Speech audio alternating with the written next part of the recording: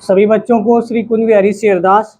और कल की क्लास में हमने आपको पढ़ाया था ऊर्जा बैंड के आधार पर चालक, अचालक तथा अर्धचालकों का वर्गीकरण। और आज की क्लास में हम लोग पढ़ेंगे वही जो चालक अचालक पढ़े थे, उसी में एक आया था तुम्हारा अर्धचालक। तो अर्धचालक क्या होता है?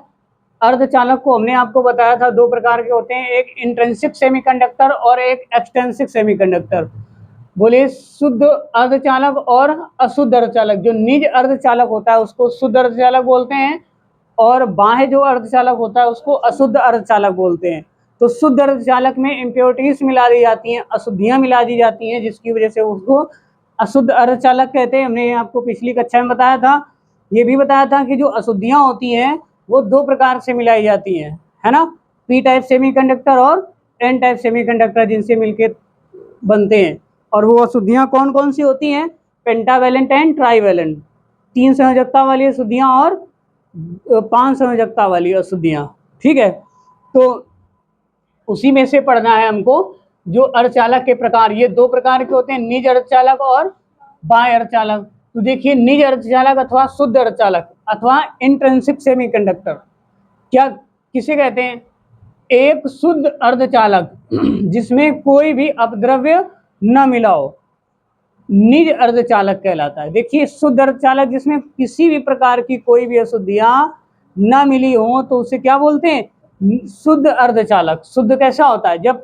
जब उसमें अशुद्धियों की मात्रा कम हो, अशुद्धियों की मात्रा कम हो और शुद्धता की मात्रा उसमें ज्यादा हो। ठीक है, दूध कब शुद्ध होता है? जब उसमें प्योरिटी ज्यादा हो, है ना, और जो पानी मिलाया गया उसकी मात्रा कम हो। तो कम से कम जिसमें अशुद्धियां होती हैं उसको शुद्ध बोला जाता है।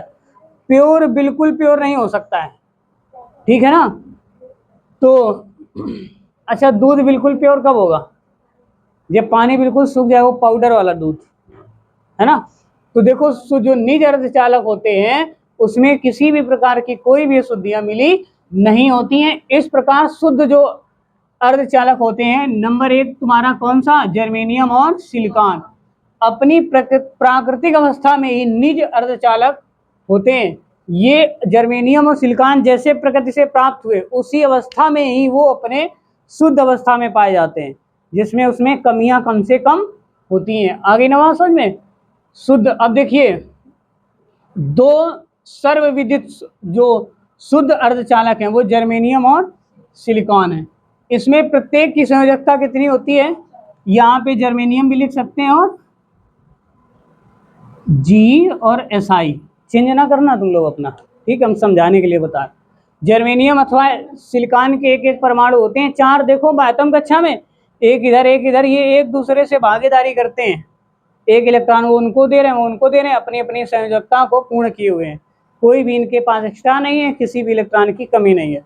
तो इसको क्या बोलेंगे? शुद्ध अर्धचालक। अब देखना जरा, इनमें प्रत्येक की संयोजकता 4 होती है। इसका जो बैलेंसिंग पॉइंट होता है प्रत्येक की 4 होती है, वैसे भी होती 4 प्रत्येक परमाणु की। ठीक है, तो अब आगे इसका अर्थ है कि जर्मेनियम तथा सिलिकॉन के प्रत्येक परमाणु में 4 संयोजक इलेक्ट्रॉन, जर्मेनियम तथा सिलिकॉन के प्रत्येक परमाणु में 4 संयोजक इलेक्ट्रॉन एक आंतरिक क्रोड के चारों ओर स्थित होते हैं। एक आंतरिक क्रोड के चारों ओर स्थित होते हैं। देखो 1 2 3 4 इसके चारों ओर स्थित है। एक इसके भी, ये भी जर्मेनियम है, ये भी जर्मेनियम है। तो इनकी जो बैलेंसिंग पॉइंट होती है, एक एक से संयोजक बना के ये पूरा एक परमाणु बना लेते हैं। आगे बात समझ में। तो एक आंतरिक क्रोड के चारों ओर स्थित रहते हैं तथा क्रोड पर +4e आवेश रहता है। इस प्रत्येक क्रोड पर कितना रहता है आवेश?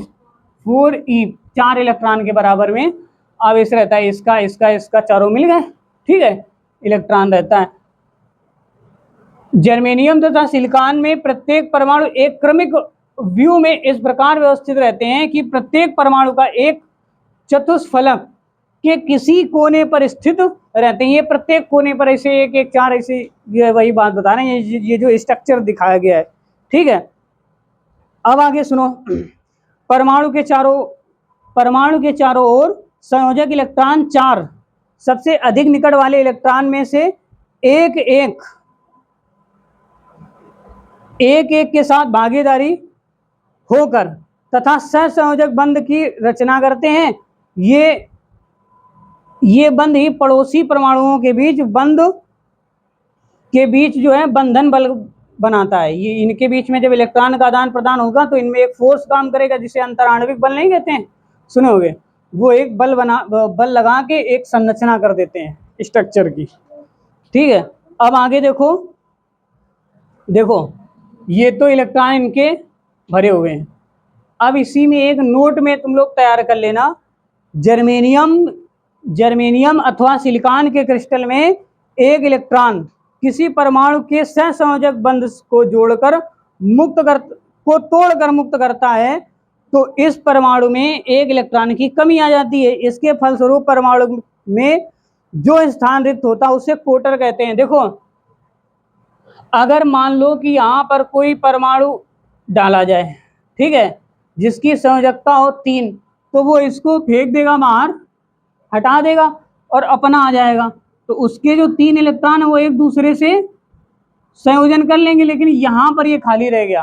तो इलेक्ट्रॉन की जो जगह खाली रह गई उसको क्या बोलते हैं? उसको बोलते हैं कोटर। क्या बोलते हैं उसको? कोटर या फिर होल बोलते हैं उसको। आगे ना बात समझ में, कोटर या होल। इन्हीं के आधार पर जो इलेक्ट्रॉन होते हैं, जो अर्धचालक होते हैं, वो 2 भागों में बंटते हैं। किसके आधार पर?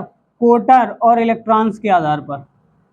ये सिलिकॉन या जर्मेनियम, यहाँ पे कोई भी, दोनों के लिए स्ट्रक्चर ये सेम रहेगा। आगे ना बात समझ में, तो नोट में थोड़ी सी बातें लिख लो।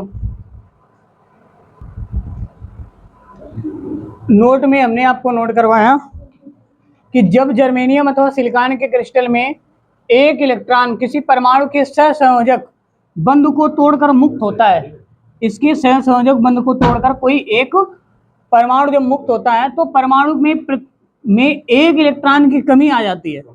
इसके फलस्वरूप परमाणु में जो स्थान रिक्त हो जाता है उसे कोटर या होल कहा जाता है, ठीक है। जैसे यहाँ पे जो स्थान रिक्त हो जाए, अभी हमने आपको बताया, ये एक चला गया, यहाँ पे स्थान रिक्त हो गया इलेक्ट्रॉन का, तो उसे क्या बोलेंगे? कोटर। जैसे कि आप जिस जगह पर बैठे हो, यहाँ मान लो अपने आप को इलेक्ट्रॉन, ठीक है, और जब तुम अपनी जगह को छोड़कर दूसरी जगह चले जाओगे तो जो तुम्हारा खाली स्थान है वो रिक्त हो गया, उसको बोलेंगे कोटर। तो ऐसे ये जो इलेक्ट्रॉन है, ये जब यहाँ से चला जाएगा तो इसे क्या बोलेंगे? कोटर। क्या कहेंगे इसको? बात आ गई ना समझ में? हाँ, जब इलेक्ट्रॉन अपनी जगह छोड़ता है तो उसका जो रिक्त स्थान होता है उसे बोलते हैं कोटर।